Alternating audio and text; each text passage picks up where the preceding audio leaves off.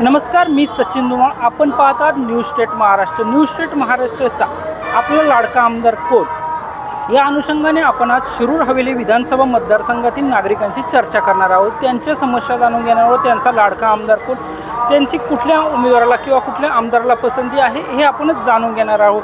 याच अनुषंगाने आपण शिरूर हवेली विधानसभा मतदारसंघातील कोरेगाव भीमा या गावामध्ये आहोत. कोरेगाव भीमा या गावामध्ये 4-5 वर्षापूर्वी दंगल घडली होती आणि या दंगलीच्या अनुषंगाने कोरेगाव भीमा हे जगाच्या नकाशावर प्रसिद्ध झाले होते. जगामध्ये या कोरेगाव भीमा गावची चर्चा झाली. याच शिरूर हवेली मतदारसंघातील कोरेगाव भीमा परिसरातील नागरिकांशी आपण जाणून घेणार आहोत काय आहे, कोण आहे त्यांचा लाडका आमदार. याच अनुषंगाने काही आपण बाजारपेठेमधील काही महिला आहेत त्यांच्याशी जाणून घेणार आहोत.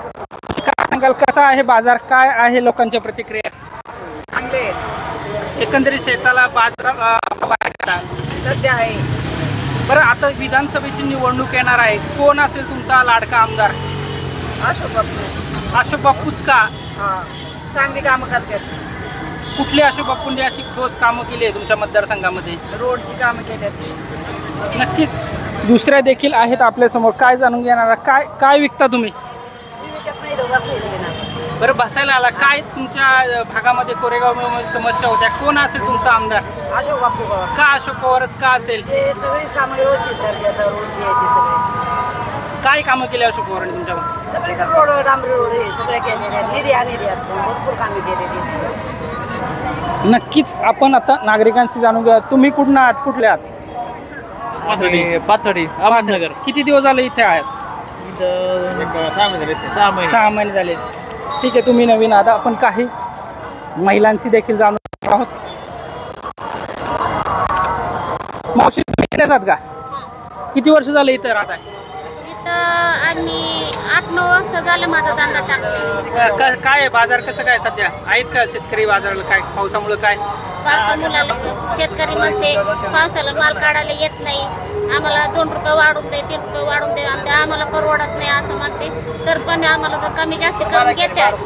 बरं, आता विधानसभेची निवडणूक येणार, तुम्हाला माहिती आहे का काय? म्हणजे निवडणूक येणार आहे आता, निवडणूक आमदाराची. नाही, आम्ही बागा आता 4 रुपयाने कोथमीर होता, आता 5 रुपये. नाही, आता निवडणूक येणार आहे. आमदार कोण असेल तुमच्याकडचं, काय माहिती आहे का? मला माहिती नाही, मला सांगते. नक्कीच. मावशींकडे देखील आपण जाणून घेतलेलं आहोत. काही जिथे नागरिक बसलेले आहेत त्यांच्याकडनं देखील जाणून घेणार आहोत. बाबा, काय नाव तुमचं? काळूराम शिवले. कुठले आहात तुम्ही? ओढू. आता आमदारकीची निवडणूक येणार आहे, माहिती आहे? काय सांगता बरं, कोण असेल तुमच्याकडचा आमदार, कोण असेल तुमचा लाडका आमदार? तेवढं नाही सांगताय तुम्हाला. तुम्ही स्थानिक आहात, म्हणजे तुमच्या भागात कोणीतरी आमदार असेल ना, कामं केली असेल. पवार. ऐतिहासिक तुमचं ओढू हे गाव आहे, जगाच्या नकाशावर ओढूची ओळख आहे. तुमच्या भागात ओढूचा विकास झाला का नाही, कोणी केला, काय आहे का नाही? काय ते आता मी काय एवढं इकडंच असतो बाहेर, मी काय तिकडे नाही आहे ना. नक्कीच. काय सांगाल, तुम्ही देखील व्यावसायिक आहात, काय काय अडचणी येतात व्यवसायामध्ये? काय मी बाहेरचा, मी काही इथला, त्यामुळे काही बोलायचं. नक्कीच. तुम्ही काय सांगू शकाल, काय सध्या शेतीला भाजीपाल्याला भाव आहे का? नाही. एकंदरीत पावसामुळे काय गिराईकावर त्याचा काय परिणाम, काय गिराईक कमी, काय? हो, पावसामुळे गिराईक कमी आहे आणि माल पण खराब झालेले आहे पावसामुळे. माल पण खराब. आता विधानसभेची निवडणूक येणार आहे, तुम्हाला काय माहिती आहे का? कोण असेल तुमच्याकडचा आमदार, काय चर्चा ऐकायला? अशोक बापू. का अशोक बापूच का? पहिलं रस्ते वगैरे विकासाची कामं केलेली. मी नागपूरला हिवाळी अधिवेशनला अशोक बापूंची गाठ घेतली. आमच्या इकडला नगर रस्ता जे त्यांना सांगितलं होतं की नगर रस्त्याचं आम्हाला रस्ता नाही, बापूंनी 1 महिन्यात रस्ता करून दिला.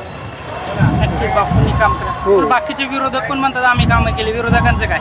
विरोधकांचं काय नाही, पण बापूंचं 1 नंबर काम आहे. सांगितलं की लगेच तात्पुरतं निर्णय घेऊन लगेच कामाला सुरुवात करतो. आणि तुमचा लाडका आमदार कोण? अशोक बापू पवार.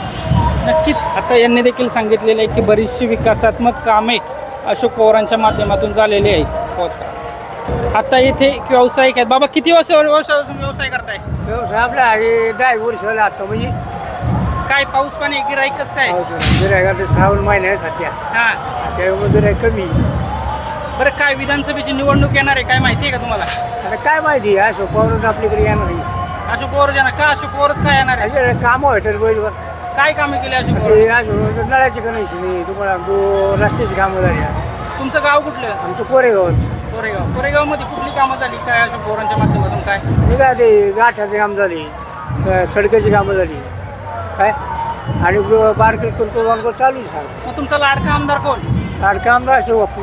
नक्कीच यांचं म्हणणं आहे की आमचा लाडका.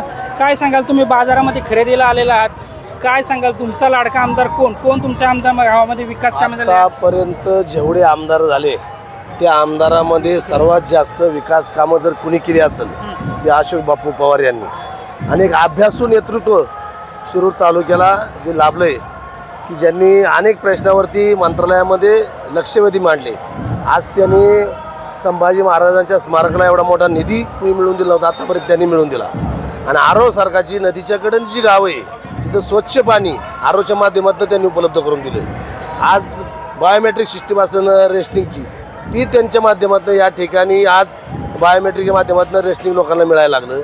आणि दुसरी गोष्ट म्हणजे आमदार आणि गोरगरीब जनतेच्या शेतकऱ्यांसाठी अनेक प्रश्नावरती मंत्रालयामध्ये अनेक वेळा प्रश्न या ठिकाणी आमदारांनी उठवले. आणि विकास निधी म्हणत असाल तर आमदारांनी अनेक मोठाली पूल, आता पिंपरी सांडतचा पूल असेल, वडूचा पूल असेल, आपटीचा पूल असेल, अशी मोठाली कामं आमदार अशोक बापू पवार यांनी केली. आणि कॉन्क्रिटीकरणाची कामं तर भरपूर आमच्या कोरेगाव भीमामध्ये तर भरपूर कॉन्क्रिटीकरणाची कामं आमदाराच्या माध्यमातून या ठिकाणी. आणि दुसरी गोष्ट, आज पहिले ट्रान्सफॉर्मर 15-15 दिवसांनी मिळायची, पण आमदार अशोक बापूच्या माध्यमातून एका दिवसामध्ये या ठिकाणी ट्रान्सफॉर्मर बसला जातो.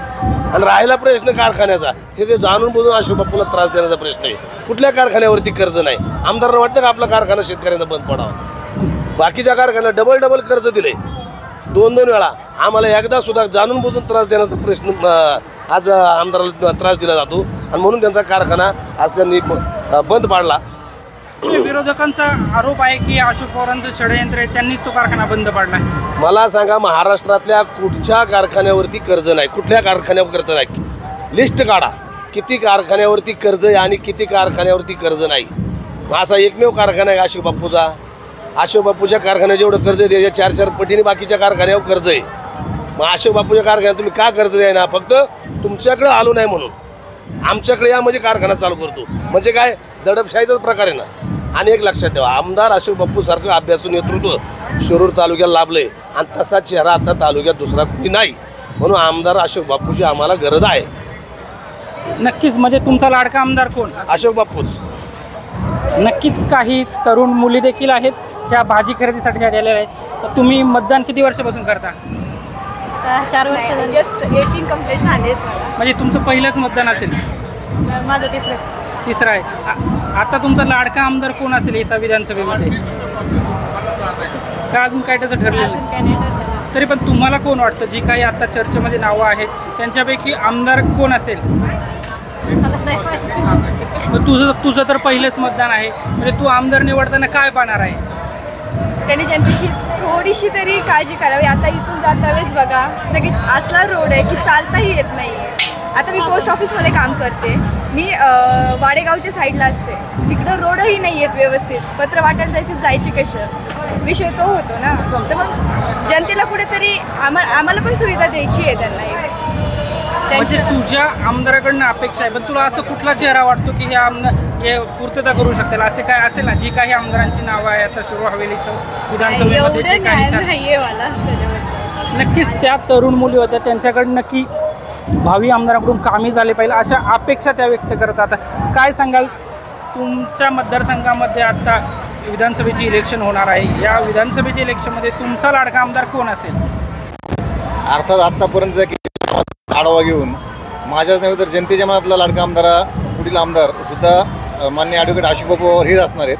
त्याचं कारण असं आहे, बापूंनी त्यांच्या कार्यकालामध्ये प्रशासनावरती जी काय मजबूत पकड आहे, या मजबूत पकडीचा उपयोग करून त्यांनी जनतेची कामं चांगल्यापैकी मार्गी लावली आहेत. अगदी लाईटचा विषय असेल किंवा रस्त्याचा विषय असेल, पाण्याचा विषय असेल, इव्हन गटरविषयी कोरेगाव विमातर एक तर पाठीमागील अनेक वर्षापासूनचा प्रलंबित मोठा विषय होता. आपण पाहत असाल की पुणे नगर महामार्गावरती अनेक वर्षापासून पावसाळ्यामध्ये पाणी तुंबून अगदी 2-2 तास ट्रॅफिक जाम व्हायचं. तर हा विषय आमदार अशोक बापू पवार यांच्या माध्यमातून बापूंनीच तो सोडवला आणि अगदी 50 वर्षे परत त्या ठिकाणी पाणी साचणार अशा प्रकारची व्यवस्था करून गावाला चांगला दिलासा आणि रस्त्याने जाणाऱ्या लोकांना देखील प्रवाशांना देखील चांगला मोठा दिलासा दिला आहे. एवढं महत्त्वाचं काम बापूंनी केलं आहे. त्याबरोबर वेळोवेळी जर एखाद्या ठिकाणची डीपी जळाली तर ते ट्रान्सफॉर्मर बदलण्याचं काम हे अक्षरशः 24 तासाच्या आतमध्ये ट्रान्सफॉर्मर बसवणारा एकमेव नेता म्हणजे अशोक बापू पवार आहे. त्यामुळे लोकांच्या मनातले आमदार हे अशोक बापू पवारच असणार आहेत, यामध्ये दुमत नाही.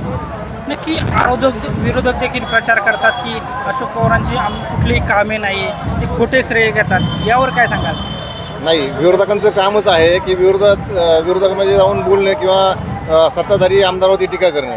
परंतु सर्वसामान्य जनता पुढाऱ्यांना सोडून बापूंचे डायरेक्ट संपर्क हा घराघरामध्ये अगदी प्रत्येकाच्या घरात अशोक बापू असतील किंवा त्यांच्या पत्नी सौभाग्यवती सुजाता भाभी पवार असतील यांच्या माध्यमातून बापू आणि त्यांचं काम प्रत्येकाच्या घरापर्यंत पोचलं आहे.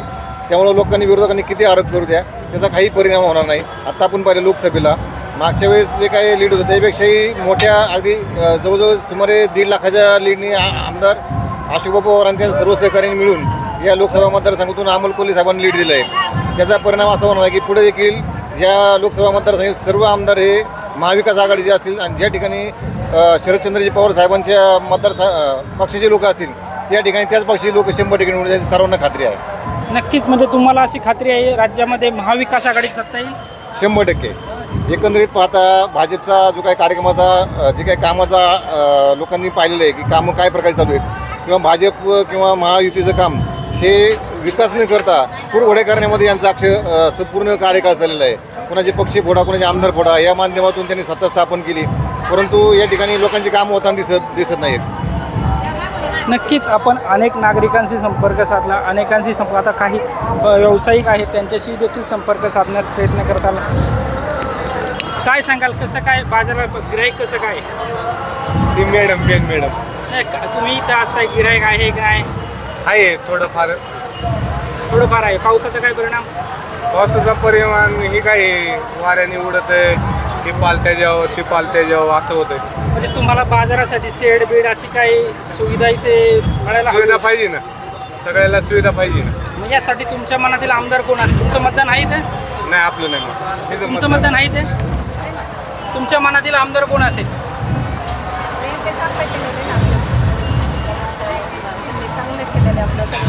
रस्ता पिस्ता भरलेले सगळं पुणे आता नवीन झालं. म्हणजे त्यांच्या काळात विकास कामं झाली असं तुम्हाला म्हणायचं?